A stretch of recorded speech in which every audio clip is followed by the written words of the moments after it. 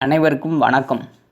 இன்றைக்கு நாம் பார்க்க இருப்பது சித்தர்கள் அருளிய செய்வினை, பில்லி, சூனியம், ஏவல், பிசாசு நீக்கக்கூடிய மூலிகை குடிகளை பற்றி பார்க்க போகிறோம்.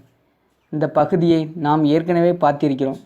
சத்தமாக பேசுங்கள் என்று சில நபர்கள் கேட்டதற்கு இணங்க இன்று விளக்கமாகவும் மேலும் மற்றொரு தகவலுடன் பார்க்க போகிறோம்.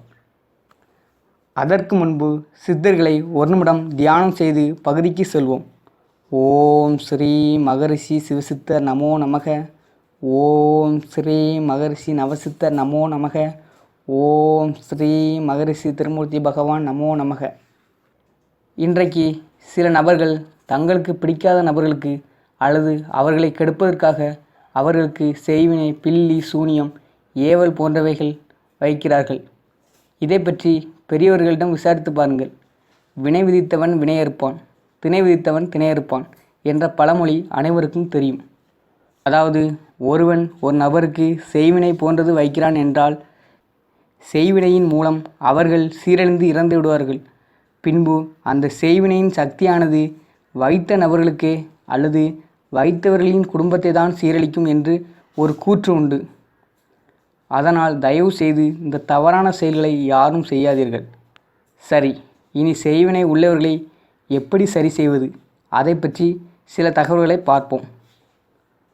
கண்டங்கத்திரி வேர் 350 கிராம், காட்டு கருஞ்சீரகத்தின் வேர் 350 கிராம், மொத்தம் 700 கிராம் மொத்தமாக கலந்து வைத்து கொள்ளுங்கள்.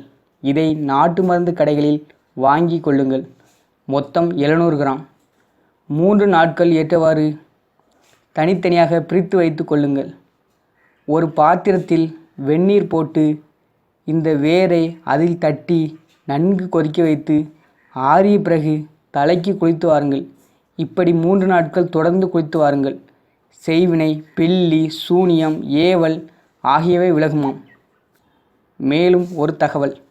பொதுவாக உங்கள் வீட்டில் கெட்ட சக்தி, கெட்டது நடந்தால் நீங்கள் சித்தர்களையும் கடவுள்களையும் வணங்கும் பொழுது அனுமனையும் சேர்த்து வணங்குங்கள்.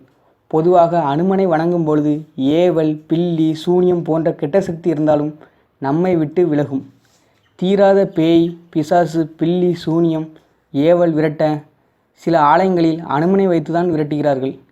இந்த தகவல் அனைவருக்கும் உபயோகமாக இருக்கும் என்று நினைக்கிறேன். வரும் பகுதியில் இன்னும் பல தகவல்களை பார்ப்போம். மேலும் அடுத்தொரு நல்ல பதிவில் சந்திக்கிறேன்.